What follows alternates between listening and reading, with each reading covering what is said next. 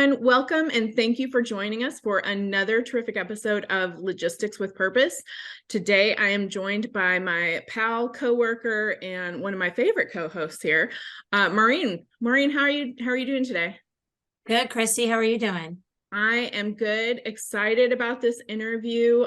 Me This too. one this has probably been our most interesting scheduling situation, and there's been a really good reason for it. We're excited to tell you about today's story, and just really excited to bring Brad here and bring this story to life. Some of you may have seen him on the news, on multiple news outlets, but he has a really phenomenal story. We, as many of you know, have been working, when this will air, we will have been working on the Ukraine situation almost since the beginning. He has been working on this situation for a long time as well, and from a completely different angle. So without further ado, let's welcome Brad Hendrickson, a.k.a. Bakhmut Brad, to the show. Brad, thanks so much for being here. I appreciate the invitation. Thanks. Absolutely. So, Brad, we're going to cover a lot of things today.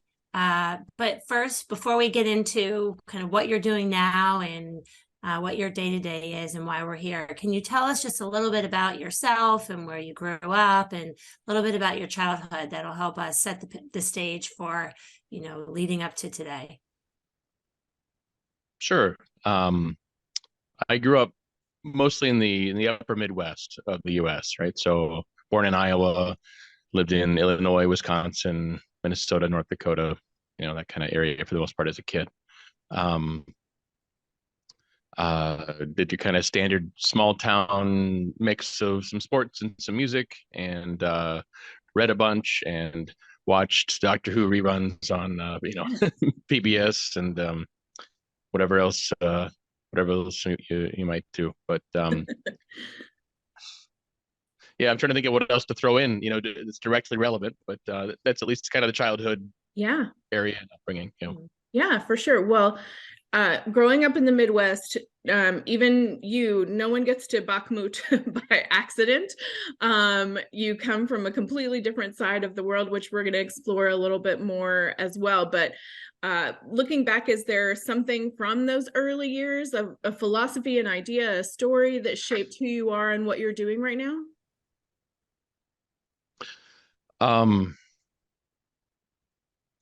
Some of the earliest memories that I think would have some bearing on this, I guess, in a sense, would be I remember very young watching the Iron Curtain come down. I also remember Tiananmen Square coverage. I remember Tank Man, this guy who was just carrying a bag of takeout, walking up to a line of tanks, saying, to hell with you and what you're here to do. I grew up in a sort of church setting, in a Christian church setting, and I think boy, a lot of things, and that especially is sort of come to have a lot of different sorts of heated opinions and unfortunate baggage and all that stuff. But I would say that the best of the tradition, I think helps inform a bit of who I am and what would bring me here. Just fundamental questions of am I my brother's keeper? That kind of question. Makes sense. Yeah. I wanted to ask you a little bit about your career path. It's not a straight line to what you're doing right now. So could you provide a little bit of history there that'll help us get to where you are, how you got there? Boy. Yeah, I mean, I've done some construction jobs. I worked an oil job out in the Montana border for a while. I studied some history and philosophy. I worked at a fancy pants guitar shop in Midtown in New York City. I've done some in-home caretaking with some elderly folks and others with some sort of more intense needs to have some hands-on care. Trying to think of what else. Well, and then maybe the last 10 plus years, I've been building and repairing guitars. So I've kind of been sort of a chiropractor, mechanic, kind of guitar wrangler in a way. So fine tuning, adjustments and making everything play easy for your fingers and in tune and get ready for the big show and whatever else. So that's been most of my work for the last 10 years. When COVID came, I would actually taken myself and my work out from the Twin Cities in Minneapolis and St. Paul. I went out to back to New York City. And that was just a couple months before COVID shut everything down. And so suddenly there were no shows anymore. There was no networking, sort of able to get the word out and all that. So in the moment of my need to find something to get on with it and pay some bills, and New York's need to meet the needs around COVID, I ended up driving a truck for UPS. Basically, everyone went home, all the businesses were closed, and the shipping volume was probably 20% above Christmas peak. It was just crazy and completely unmanageable. And so we were all scrambling to get people their stuff as much as possible. Did that for a while, and then moved up to Maine. So I've been in Maine in the US for the last couple of years. Drove a truck there as well, and worked at a kind of fancy guitar building shop in Lewiston. And yeah, that's what I was up to when the news of this war hit, and I ended up coming this direction. Mm-hmm. Well, let's talk about what you're doing right now. I mean, I know Kristi has seen your NBC interview, and that's how we ended up here today. But can you tell us in the audience where you are, what you're doing? We really want to hear about it. Yeah, so I rotate through a few different locations and try to not make too big of a splash about it. I'm not trying to be sort of cute or coy or overly secretive, but just Bakhmut or Kramatorsk or Pokrovsk or towns and villages north of there and south of there. I have a few different places where I can stay, and I'll be there for a day or two and then pop over to another location and just kind of keep it fluid. And I don't really announce to others just in the area where I'm at. It just seems smart. There's nothing to I'm not Jason Bourne. There's nothing too clandestine about what I'm up to, but it just seems like, you put your seatbelt on just as a kind of a good habit just in case, and you just kind of, but for me, since I'm just a one-man kind of operation, I'm able to be fluid with where I'm at. So I'm in the Donbas region of the far east of Ukraine. Mm-hmm. And what are you specifically doing there? Yeah, it's a mix of work. It's really whatever kind of comes onto my radar that seems to be needed to be done. So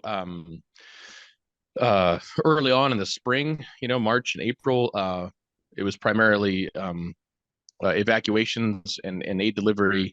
At the time, it was in Lysychansk, which is a city even further east of here, which has since been taken by the Russians. But we were trying to get, and we're getting people out as much as possible before they came in. So that work continues. I have evacuation requests that come through, and either I go to or partner up with someone else, just for kind of rotating cast of a few other people out here doing similar stuff. So we evacuate people out of some pretty dicey frontline, positions, which can be pretty fluid as well, right? The lines can kind of surge forward or push back, and so you have to stay on your toes and drive with your windows open a bit to listen and check all your your intel or the maps of just where the lines are and what seems reasonably kind of feasible and doable, and which ones you simply have to say, I'm sorry, I can't get there. So there's evacuations. There's also aid delivery, whether it's things that I buy with the money people donate, or whether it's other kind of donation warehouse connections that I'm able to kind of network into. I'm not connected into that sort of scene as much as I would like to be. I certainly have plenty of folks up and down the line here that I would love to bring even more to.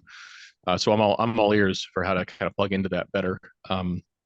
So medical supplies at times get brought in, and then I really got to say this, but the animals here, right? A lot of abandoned pets. A lot of people have fled and just not been able to take them with them.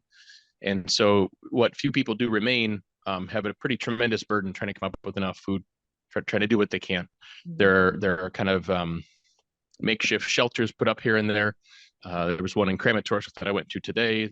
I built a couple of dog houses there with some good sturdy insulation and so forth.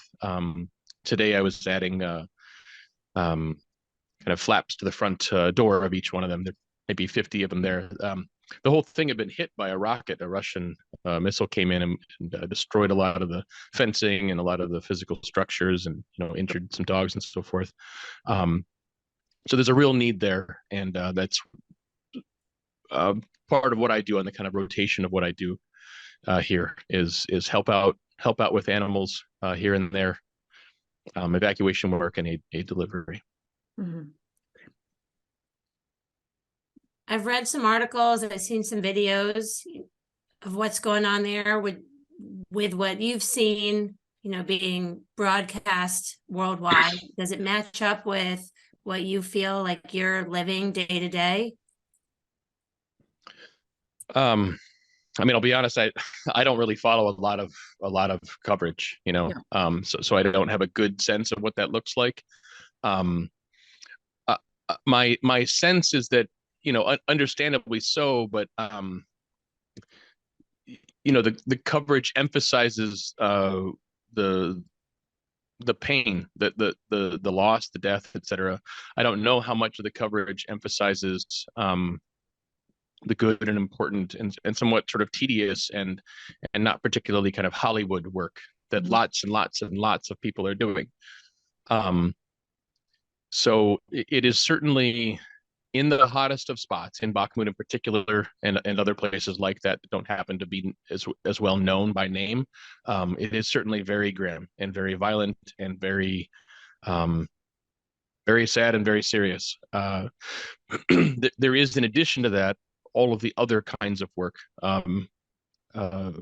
centering around kids and elder care and construction and food transport and preparation and just sharing and pitching and helping in up and down the line. A lot of Ukrainian folks are doing all kinds of work that, from what I can see anyway, there aren't a lot of sort of in-depth coverage of that sort of thing. So I don't know if that helps, but Yeah. Sure. it seems to, what coverage can be done, and small bits that I've even been one example of, those seem to be reasonably sound as far as kind of how they're. I don't feel like there's some mischaracterization, I guess. I would say though that it's surprising how loose things are, how informal things are. It's just people who decided to show up and got a vehicle somehow, and I'm one of them. There isn't really sort of a formal, as we might think in the US, like a FEMA oversight. Right. I'm not part of a group or team and so forth. And even those who are largely a quote organization, on paper or on a website only. A number of folks are doing good and important work. I will say it's also true that there's plenty of folks who shouldn't be here. And that's just also another kind of part of the reality of who you work alongside, who you partner with, who you kind of share what you're up to with, and so forth. It's a strange kind of, I don't know, Wild West is an appropriate way to describe it, but it's like nothing else. I'll say that. For sure. Well, and I know, I'm sure a lot of people listening, and I know you've already been asked this quite a bit as well, but you are there on your own. You did come from the Twin Cities. You are not like a military veteran or something like that. So, a lot of us want to help out during a humanitarian crisis, but it is a minuscule number of people that would hop on a plane and enter a war zone to conduct supply runs and evacuations. Why did you decide to join this effort? Yeah, it's certainly a complicated answer, and one longer than maybe we have all the time to unpack. I guess I will say a couple of things. One is that on the military bit specifically, Mhm. there are plenty of people who have some military background, who have not been sort of equipped or shaped or formed into competent, good, decent workers here. That's simply true, and I would say that anyone who's been in uniform would recognize that fact as well. And conversely, there are plenty of folks here who haven't happened to have had a military background, but who are eminently capable and diligent and sort of worthy, sort of assets here. So sometimes that the military bona fides get touted a bit, get more than I think that they're sort of how do I say that? They ended up getting more than is warranted at times. So anyway, my background on that aside, a handful of things have gone into bringing me here. Some, as we mentioned earlier, is kind of younger, early childhood, kind of imprints. The three things that I've kind of, I wouldn't say summed it up as, but three key pillars to this would be as follows. One is, and I'm actually surprised that this has proven to be true, just in my life. But one is poetry. There are a number of pieces that have in the last maybe 5-10 years. I didn't grow up as a poetry guy. I kind of knew a handful. You have a class or two, some famous ones. You're required to write something in fourth grade or whatever, but I didn't grow up particularly steeped in it. But there's a handful of pieces that a few different voices have kind of really brought me along to kind of help tune my ear to quality work. And so there was this poem that's excuse me. There's this poem that's a bit on the nose in a way. It was actually written by a poet named Ilya Kaminsky. He was born in Odessa, and the name of the poem is "We Lived Happily During the War." And so it's his reflections on writing from a position of safety and reflecting on what I guess what that is like while others are in a context of war. The opening line is something to the effect of, when they bombed other people's houses, we protested, but not enough. We did this, but not enough. We did this, but not enough. And then it kind of closes out by saying, in the something along the lines of, and I and my on the street of money, in the city of money, in the country of money, we, and then in parentheses he says, we, forgive us, lived happily during the war. And I was aware of that poem some years ago, but of course it just came, flooding to mind in this context. So that poem in particular, and also a number of others, really kind of wriggled past just the sort of analytical consideration of it all and really got in there in my bones and got a hold of me in a way that I've been surprised by, even in hindsight. I've actually posted a handful of ones that come to my mind from time to time on my little Facebook group about being here for some friends and family. But so some poetry. Excuse me. Another category would be sort of public political rhetoric. And so maybe John McCain's words of support for Ukraine, even in the late aughts. Anne Applebaum is a woman who's quite an expert on sort of Soviet fallout and reality and so forth on Eastern Europe. She's written a number of pieces for the Atlantic and been featured on a whole host of programs and so forth. But she's been a helpful voice for me for some years. There was a senator from Nebraska named Ben Sass who gave a couple of, I thought, pretty good and clear and forceful speeches early on in the war that I found helpful for me to sort of think it over and also think over what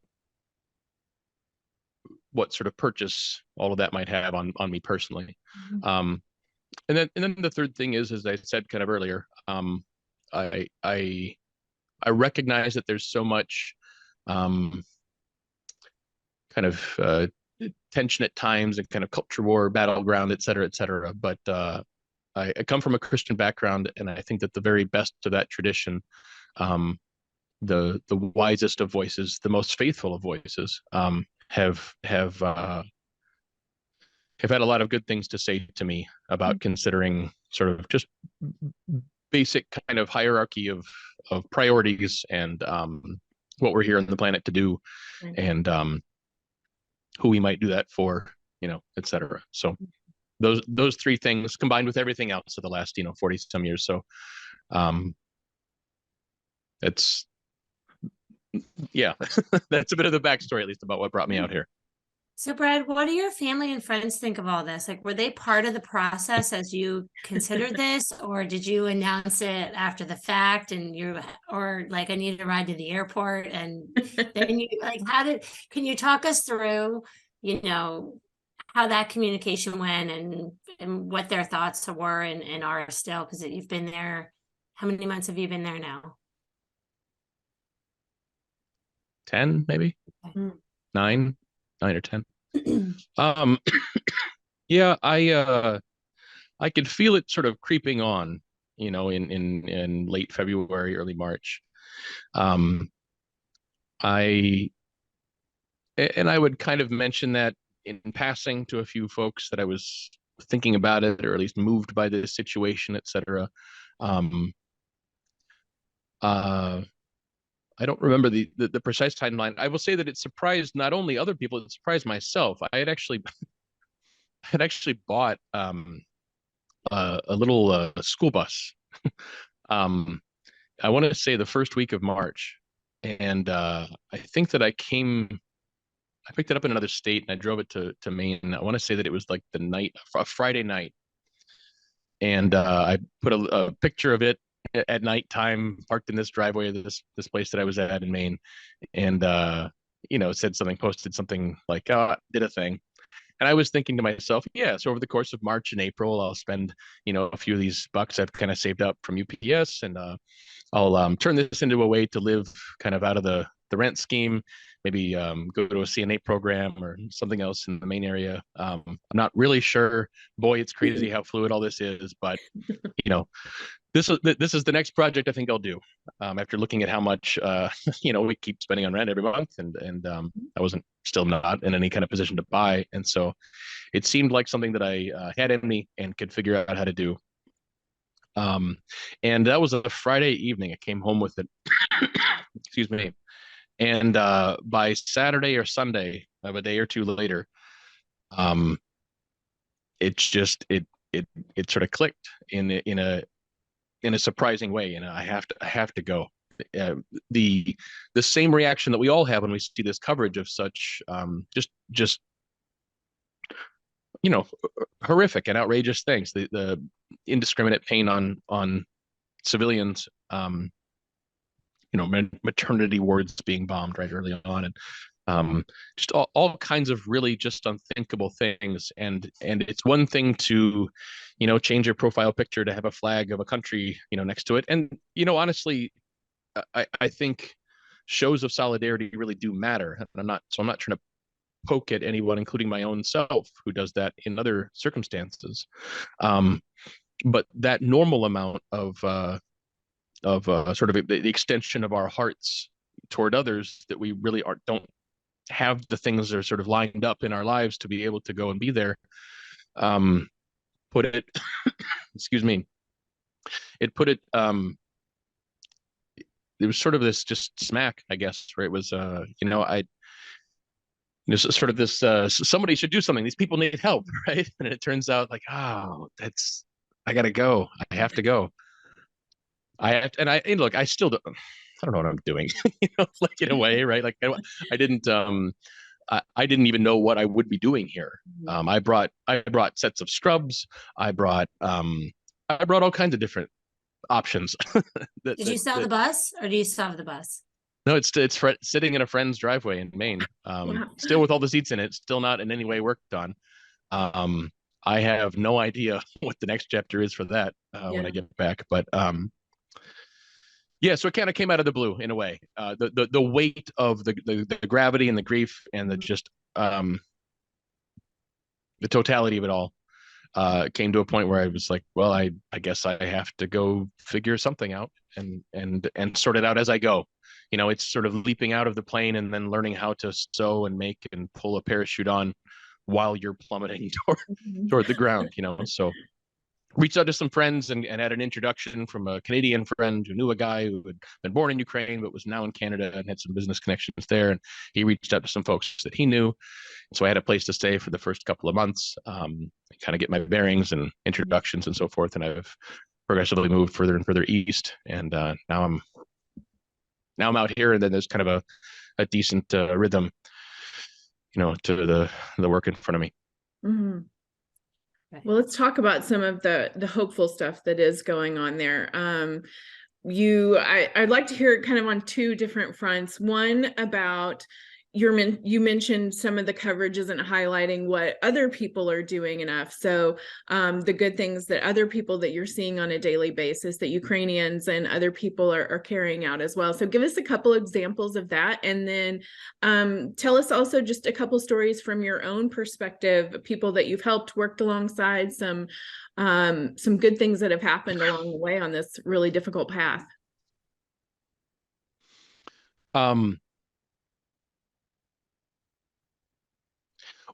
What I know about the work that Ukrainians are doing for one another is that I barely know any of it. You know, so much of it is done. I mean, when I arrive, it's suddenly, well, the Americans here to say hello, to drop off some stuff, to chat a little bit, and then okay, bye-bye, you know, and then they go back to their rhythm. What I see is a lot of tenderness. I see a lot of assistance with meals. You know, it's far more efficient with firewood and meal preparation and so forth for a building or sort of a cluster of folks to cook one larger pot and share what they have with each other.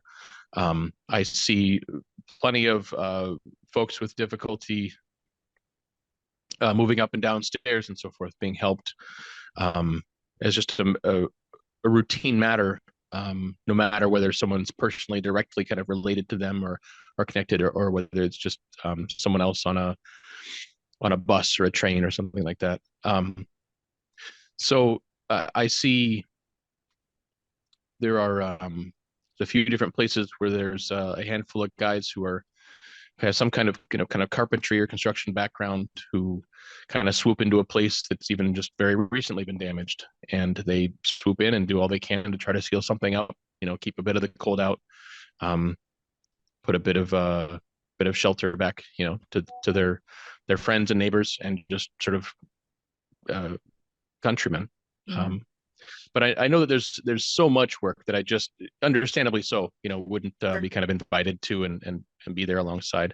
I have gotten to know some people in some places well enough where I can actually, I've been invited and have stayed overnight with them from time to time. These are kind of few and far between, a handful of different locations, but it's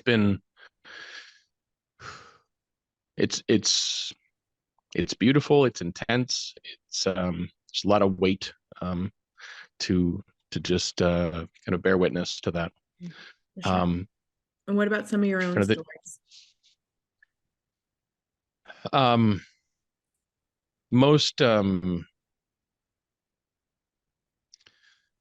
sort of dazzlingly, there's some evacuations that are so, I don't think they're reckless. I guess I'll say it that way. I don't think they are, but the need is so very bad. It's so close to the line. In a way, it can be frustrating that folks have known that they could have evacuated earlier, and they've been kind of in denial or otherwise, holding out hope upon hope that something will work out and they won't have to kind of abandon all that they've worked to put in place. But for some folks, by the time we get there, I mean, street to street fighting with rifles is a block or two away. Sometimes there was on a rather recent one, we were going up a street and we saw number 1, number 3, number 5. We were headed up to number 24, and I saw a Ukrainian soldier in a front yard of number 5. And we got out and spoke with him and said, "Hey, we're going up to 24. Is that going to be okay?" And he said, "No, 24 has Russians in it now. You need to turn around and get out." And the Ukrainian shells that came over our heads from behind us and land on that position, the dirt from those explosions came up and landed on us in our vehicle as we were turning to scramble and run. So that kind of thing happens from time to time, and it's intense. And to be able to get people out of a position that is so so overwhelming for them to be in, right? No one should have to endure that. And it's unfortunate that it's down to the wire like that. But for folks that we are able to get to and do feel like we can kind of scoop up and get out right now, with a quickness. And this is places where we know the routes and know our options, and we're really trying to do our due diligence on that as best as we can. Being able to be that, is obviously pretty meaningful. You want to come here, if you're going to set aside everything else that was going to go on, you want to come here and do something that's actually meaningful, right? And so there's been some of those roles. There's been other places I've just gone to just by myself, well off the beaten path, and found people in buildings you swear there couldn't possibly be anybody in, but have been bringing food for them, food for actually a lot of the animals they're caring for. Some of those folks have actually been in Solidar, which very heartbreakingly has just been taken in the last handful of days here. So there's people that has been a joy to see over and over again since the summer, that now it wouldn't be possible to get to anytime in the foreseeable future. So anyway, just badly needed aid. I guess also another thing I'll mention is wood burning stoves. I have a handful of those in a garage that I can load up on when I have a day, take a few of those and head out to the edge and try to bring them to shelters that people have kind of cobbled together in place, but don't really have as many of those as they need for cooking, for just staying warmed in like an underground cellar, like a root cellar. Excuse me. So being able to provide those to folks in multiple instances, people have, it's been such a game changer for them, going from being so very cold to having now this resource for them. So things like that, I guess, have been some of the highlights here and some of the most meaningful work. For sure. So Brad, it's worth mentioning and kind of clarifying for our audience and just for our conversations that, like, you're there independently. You are not working for an organization. You're not representing an organization. I know that you've worked with some nonprofits or humanitarian aid organizations over there. What's the benefit of what do you see as the benefit of the route that you've taken by being sort of an independent entity there, rather than partnering with some of those organizations that might have more resources or funds or accessibility to some of the things that you might be looking to source? Yeah. I will say that some of the very largest and most kind of formal organizations that do have the funds are largely sitting on them. And they're I'll just say it, plenty of us have seen them sort of trolling around looking for photo ops to justify their presence and to encourage additional fundraising. But where they actually go and what they actually do is different than their well-produced commercials might suggest.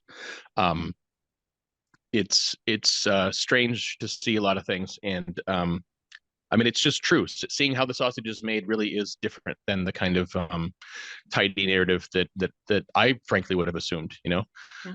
So I think it is important to learn about that. I'm not trying to go out of my way to be antagonistic or provocative, but it's just true. So some of the larger groups really aren't out where I think the most intense need is. There are some other groups as well. A few are good, and I've been glad to help them and been grateful for them to help me. There's one in particular, I think it's something to the effect of plain compassion. I want to say crisis response. I think it's like PCCR is the name of them. There's a guy, and actually his whole family's here, 3, 4 kids, I think, and wife. They've done this work in Syria and elsewhere. His name is Daniel, and I think that he's got a good head on his shoulders. I think he's here for the right reasons. I think the group that he's a part of is a sound, and also frontline organization. Pretty low key folks and doing good and vital work. So there are a handful of people who have my number in their phones, and we sort of message and connect and are happy to partner up, or hey, can you drop this off, or pick so and so up, or you want to go in with me, or I'll follow along in a larger van and we'll bring your 4-wheel drive in for the front spot and kind of offload people here and there. I'm happy to connect with anybody who wants to call and who not only wants to call, but also wants to hold up their end of whatever agreement we might have. I guess one upside for me, and I don't know that I would recommend this for anyone else, but one upside for me is frankly the ability to say to anyone that I need to, okay, no thanks. I'm not locked into something. I'm not locked in under someone. Especially making sort of calls or decisions from a position that isn't physically present here. I don't have that in me. I guess I'll say that. There are upsides to a more formal structure, right? There are downsides to the approach that I've taken. I haven't known what I would be doing or how long I would be here, and so for me, I wanted and it's ended up working out for me through a great deal of sort of somewhere between luck and providence that I'm able to continue as I am. But one other thing I guess I'll say about just being solo is that when you do go somewhere, you're not going with this big caravan of vehicles and people and attention and so forth. It's just one guy, just one vehicle. Don't mind me, right? And I would much rather be not recognized. I don't have any decals or flags or anything like that. People recognize me, once you've been there enough times, but it isn't the whole kind of, there isn't the kind of the trumpeting announcement of arrival into town. You're not as visible from forward observers with binoculars or overhead by drones. Even just being a solo, I've been targeted repeatedly, quite clearly, that it's been specifically me. But boy, having any larger group, any larger number of vehicles all packed together as one unit traveling, that kind of attention, I would prefer to avoid that. So it's worked out again for me in this particular circumstance. Sure. Well, let's talk about now how your work is actually funded, because you're on your own, not part of an organization. So the supplies you're talking about, I know some are given to you, but like you've talked about working on dog houses and all of these different things. So day to day, how is your work funded? When I first began, I had these sort of grand illusions of remaining unnamed the entire time I was here. I wasn't going to identify myself. I had a couple of friends who were admins on a little Facebook group, and we'd provide updates. These are some medical supplies we've purchased. Our volunteers heading over. We've gotten some updates here. But sometimes I would post something about our volunteer in the third person, and he sent me this thing. He sent me this picture, or this is the pic. Yeah. Anyway, I had hoped that could work. If suddenly enough funding just descended from the sky, I think anyway, I'd be happy to do that. It certainly isn't about what I'm getting at is, trying to think how to say this. There are plenty of folks here who come here to build the brand, who come here to take a lot of selfies, who come here to wear and buy the cool looking gear and to kind of have a sort of Hollywood vibe about themselves, and to rake it in while they're doing it, and to do so in a way that doesn't seem like they're here to sort of bear witness to or maybe document some intense and indeed grim realities for a lot of folks. And that tone, that spirit, that intention was just something that I very much have continued to want to avoid Mhm. looking like or smacking of, etc. What I did find though is that without a story, without a person for somebody to say, "Oh, okay, there's this person, they're doing this work," I have a better sense of that, and I sort of care. It's excuse me. Without that, it's hard to get buy-in. It's hard to get folks to say, "Hey, here's $20 for diesel. Good luck." Oh, your tire got flat. Well, here's enough money to buy another tire, et cetera. So, somewhat just reluctantly but realistically, I then posted a couple of things with my face, with my name. I also had a better sense of what would be reasonable, what would be safe, what could be done and wouldn't be reckless, what wouldn't be something that you'd wish you could take back. Once you say something or mention something or check in somewhere or whatever, it's out. And there's a lot of eyes on a lot of accounts, whether we know it or not, right? And so I wanted to have an abundance of caution early on and to gradually come to a place where I could make more decisions on transparency there. There's actually there's a journalist out here who had saved my name in her phone as Bakhmut Brad. And a lot of us do that sort of a thing here, especially here. Many names are very, very common, right? If you said Igor, 1900 Igors, right? You have to add something else in your phone to make it, a distinction of some sort, usually the location, and then what, Igor in Dnipro, who's a diesel mechanic, is different than Igor at the hospital in Pokrovsk, is different than Igor at the et cetera, et cetera. So anyway, that was her suggestion was, hey, why don't you just sort of sum it up in that kind of way? It gives people already a sense of where you're at. And then there's actually somebody to kind of something that you could really sort of hang your hat on, as it were. Somebody's story there that you could support and kind of come alongside and root for. So there's a Facebook group called Bakhmut Brad, and that's where we've kind of been posting a handful of updates. It really is. It's not daily. It's not routine. These are just sort of some examples of some of the work that's being done. But I really would need like a whole kind of social media handler or something if I was going to do that well.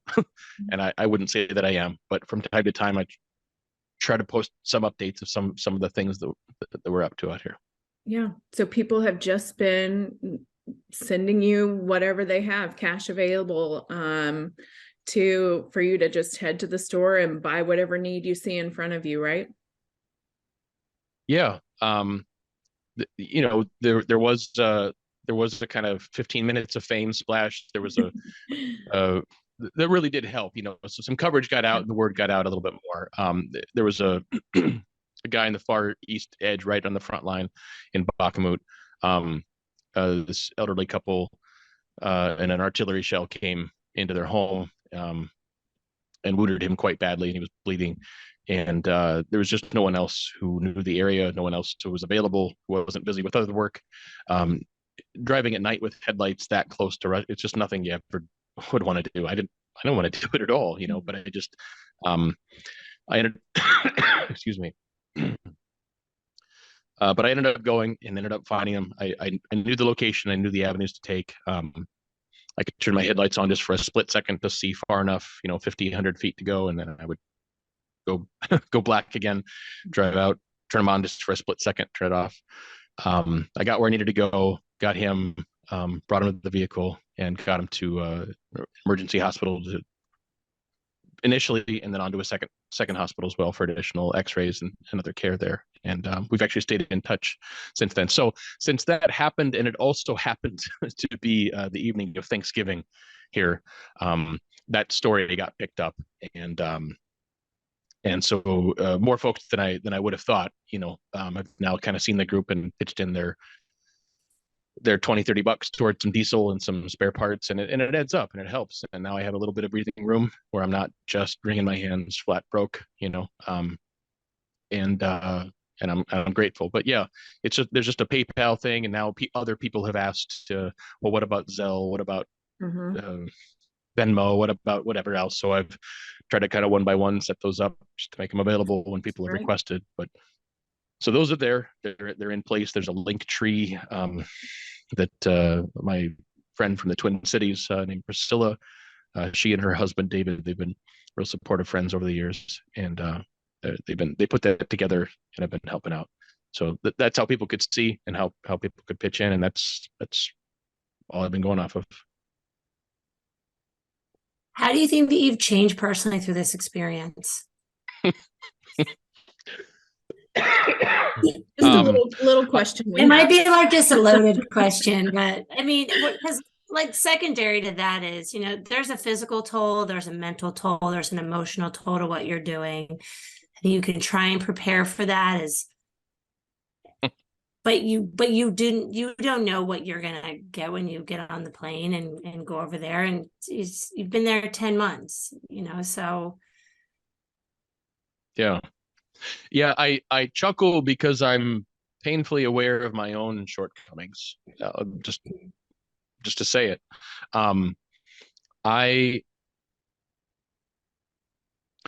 There are times, there are days, there are stretches that kind of comes and goes where I feel spread pretty thin, honestly, right?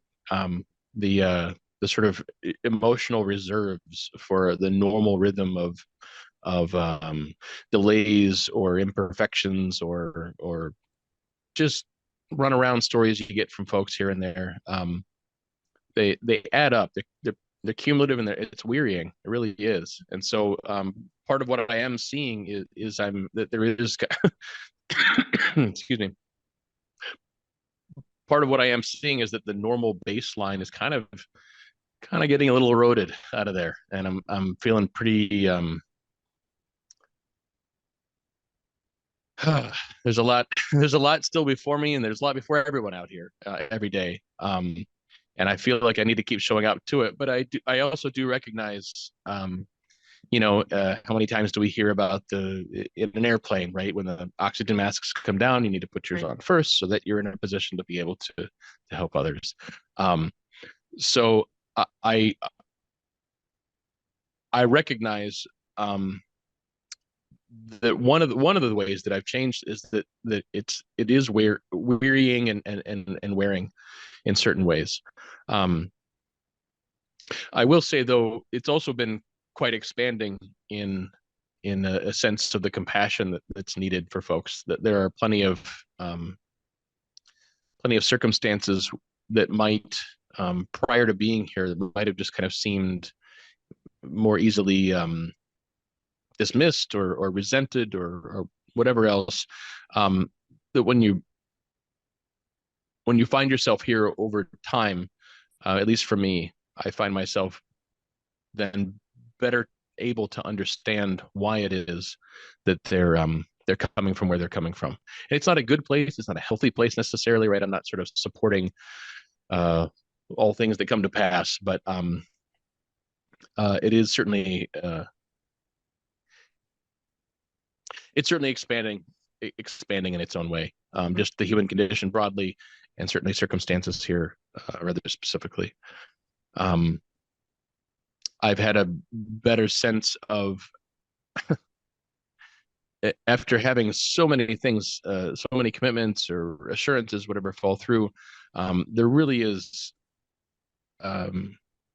having a backup to the backup, having a reserve, you know, whether it's tires or parts or food or water or battery packs or just basic supplies, let alone a maybe backup assignment, you know, work to do for the day in case the thing you had planned on and planned for, you show up and it just dissolves out from under you.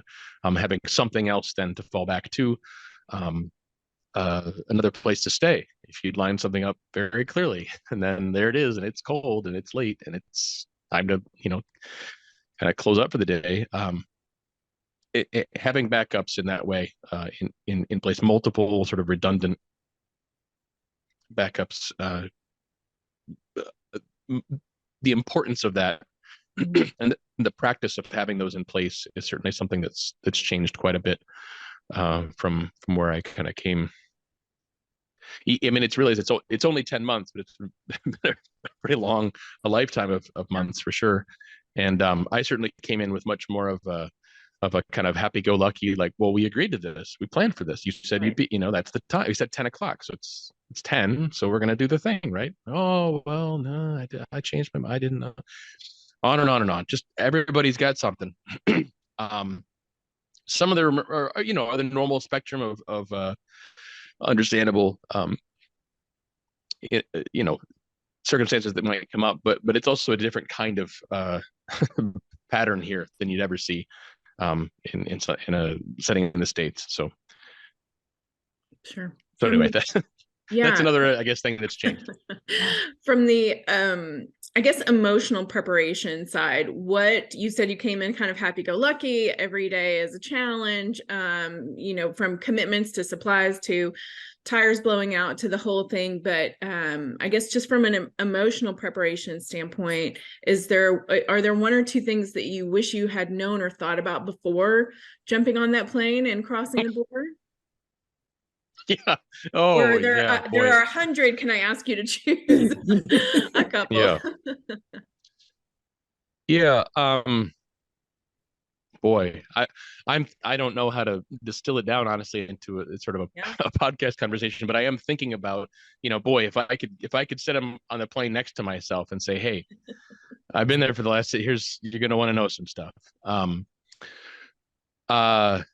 Well, I'll say this, that the kinds of things that come to my mind are, for the most part, negative, right? And so I don't want to turn my response into just sort of one big complaint, but it's the negative things that you need to be better prepared for, bracing for, or anticipating, or being able to take in stride, et cetera. So it's not that everything here is negative, but the things that I would want to give myself a heads up for, to be better, more emotionally prepared for, would be plans and commitments changing and flaking, and requests for evacuations from the very hottest of places. And you say, I'll go, I'll help, I'll be there.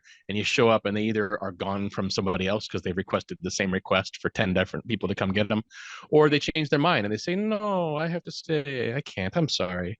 And you're like, are you kidding? Are you kidding me? Okay, so I know that it's clearly there's a physical toll, there's an emotional toll, there's all the tolls, right? So I guess, is there anything that really affects you more one way or another as far as an emotional toll, and what kind of helps keep your spirits up in such difficult circumstances? I mean, it is wearying. I'll just say that. It adds up. It's nice to connect with folks, friends and family, a bit, when we have signal, when we have time, when the time zones and all that sort of stuff works out. My mom a couple of months ago asked me if there's anything that I really needed, and she sent then a little portable light, with a solar panel on top, and then a couple of books of poetry that I had I had requested. So those have been interesting to go through quite slowly. But plenty of it is just sort of, plenty of my downtime or kind of recoup time is just kind of sleeping, resting, checking out, kind of gathering my thoughts and myself. It's a lot. Yeah, it's a lot to try to take in stride, and some days are so extraordinarily intense that I'm really not sure what kind of toolbox anybody could have to process through some of that. I mean, let me also though say I've been spared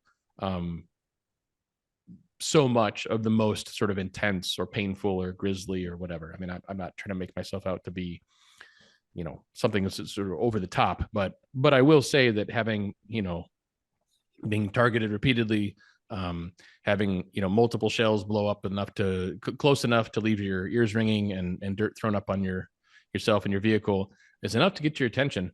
And that's certainly not something that most of us have had a history of taking in stride, not only just taking in stride at all, but taking in stride in a context where I would say even with folks with a military background, when you do have a military background, you have a background of being part of a larger group, a team, and there's a support chain, and there's medical, evac possibilities, and people alongside you with all this kind of training and firepower, armor and vehicles and planning and oversight and all this stuff, right? Whereas here, you literally don't have any of that. Right. It's very just, boy, you're kind of hoping your van will make it, on this run. You hope your tires will hold up. You hope, a lot of hope, and hope's not much of a strategy though. So having that that thin of a barrier, I guess, between you and what might be just as a sort of perpetual reality is something I don't think any of us really have had I don't know. I don't think any of us have had a background on or a sort of skill set to really build on of years of experience with that. So it's a strange and intense portion of the reality out here.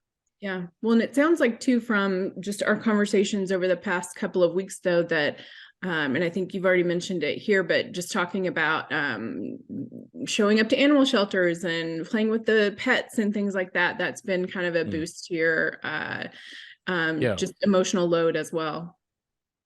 You know what? It's actually my birthday today, and I treated myself out to a restaurant. And at the restaurant is both a wonderful cat who I've gone there a handful of times, and now we're pals. And it comes up just on my belly and just flops on me, and I can barely even sit up to take a sip of my drink because it just burrows in. And then there's this dog as well, and just the goodest, bestest boy of them all. Yeah. And we're pals too. And that kind of wind down. Boy, that really does. Yeah, you're right. That does make a huge difference for me. I'm surprised by how much it does, but it really does. Yeah, sounds like you'll trade that for a birthday cake. That sounds like a much better option. Yeah, exactly. 11 times out of 10. Yeah, I've had enough refined sugars out here for sure. Yeah. Kind of on that note, when we're talking about like the emotional toll and the physical toll, I'm wondering kind of what your thoughts or perspective on that.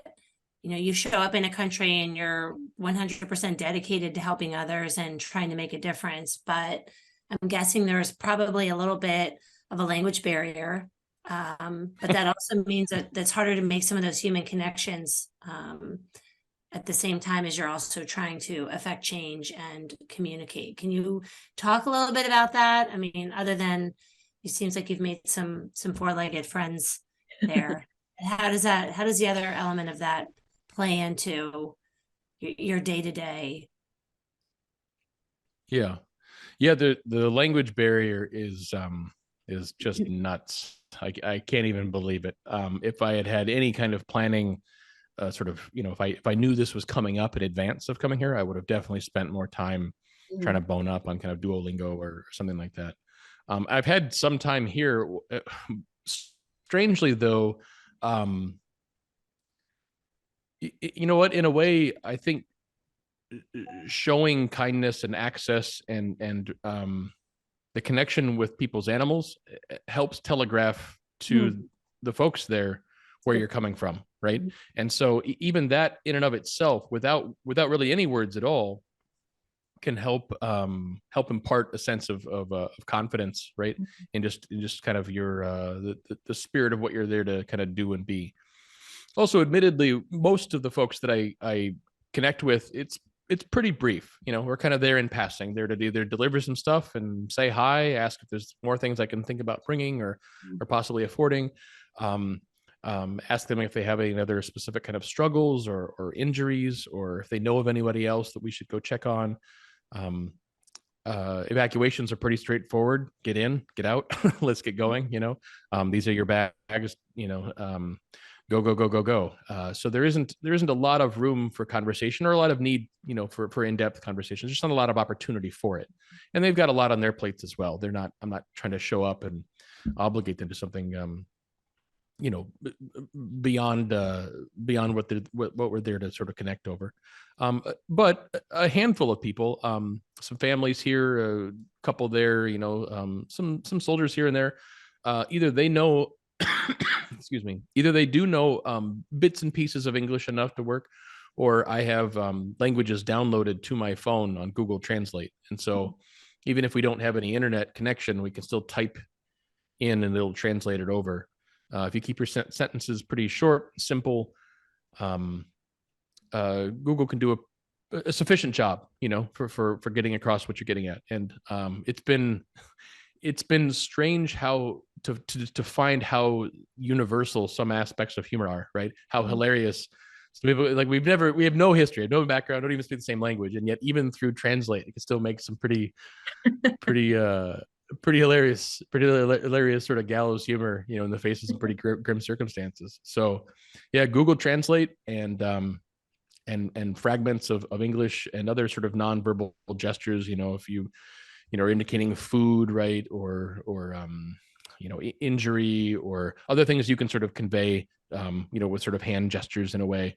Or I learned one or two words here and there, but I can't have a conversation, and it is a real barrier.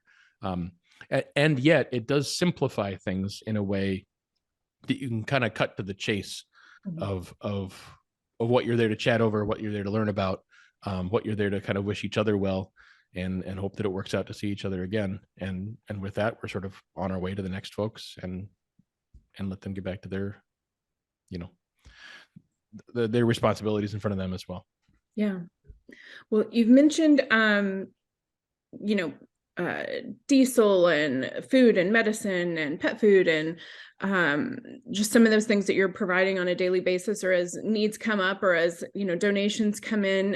What are some of those things that are consistently coming up for you that you see a lot more than others that we should be aware of, both just that maybe needs in general, and of course, if people want to donate to you, then knowing kind of the things that you're going to be out providing to others?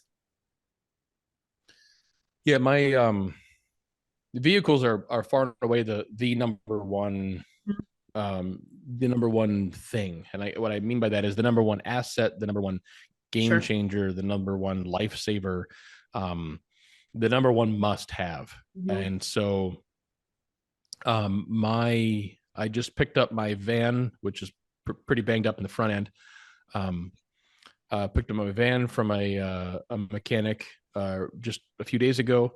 The serpentine belt had broken while I was driving, and all of a sudden a whole lot of things went out all at once. So it was a pretty critical repair. My 4-wheel drive Toyota, which I'm very grateful that I've been able to have enough to get one. Though you pound anything over all these roads up and down and left and right, and eventually the front end just becomes so kind of loose that you can't get the alignment right back on track. So it's actually at a formal Toyota dealership, getting some pretty major repairs. I got an email about that actually about an hour ago. It's going to cost another couple $1,000+ dollars to get it up to speed. There's another part they actually were going to order, and it'd take a couple months to get it. So I'm not quite sure, but it has some pretty robust, hardy tires on it. So they're able to get me around, but they cost, $200-300 a tire. Anyway, maybe you can help me focus more specifically on what we're getting at. I guess there's vehicles and there's other stuff. What would people be pitching in toward, I guess? Yeah. How can they support the mission? Yeah. I mean, so our listeners are going to be all over the world, and they're going to hear what you've done and what you're trying to do, and they're going to hear what your needs are. But how can we share with them how they can actually help you get those things that you need, that you're giving away? Sure. So far and away, almost everything that is needed is available one way or another here in Ukraine. So whether that's repair services, or whether that's parts, or whether that's diesel, or whether that's other items that you need to purchase, they're usually available for sale in stores or through websites and so forth in Ukraine. Now I realize some of that is available because of other shipments kind of behind the scenes on a larger scale that I'm not aware of. But I'm just saying what I don't need is people filling up, 50 shoe boxes with toothpaste. I can just go to the store and give them money into their economy and buy their toothpaste. And then that's best, right? As opposed to kind of spending the money and the time sending it physically. On the Facebook group I mentioned, that Bakhmut Brad group, there's a link or two around. There's, like I said, there's a link tree as well. There's a few different ways people can kind of pitch in and just give there. Logistically, if there is a way, as I mentioned, kind of get my finger better on the pulse of kind of aid warehouses and supplies and other donations, I would say that animal food is very badly needed. Also, it's not, I mean, how would I say this? Coming up with the food necessary for the citizens of Ukraine is a responsibility of the government of Ukraine. Coming up with enough dog food and cat food for those that have been abandoned and left behind to fend for themselves in pretty hard and very cold circumstances isn't, right? And so for the most part, folks are able to get their hands on enough food to get by. That I'm not suggesting that it's comfortable or no big deal, but that is a priority that is being made one way or another as much as we are able to do that. Pet food is entirely optional. And so that's something that we have to just come up with enough kind of donated money to go buy the cheapest bags we can at a store, which I do regularly. Or on rare occasion, there's a little pocket from somebody who's donated something through a warehouse in the far west of the country, and then we have to figure out how to get it out here. So by and large, it really is just money. If people have a specific kind of goal with that they'd like to earmark, leave in a kind of a memo line, they're welcome to do that, you know. But there are wood burning stoves that we buy here and deliver out to areas in need. There's firewood also available for sale. There's, for the most part, I think folks have figured out one way or another what kind of clothing and layers they're going to have to make it through the winter at this point. Food is always in need, especially shelf stable, options.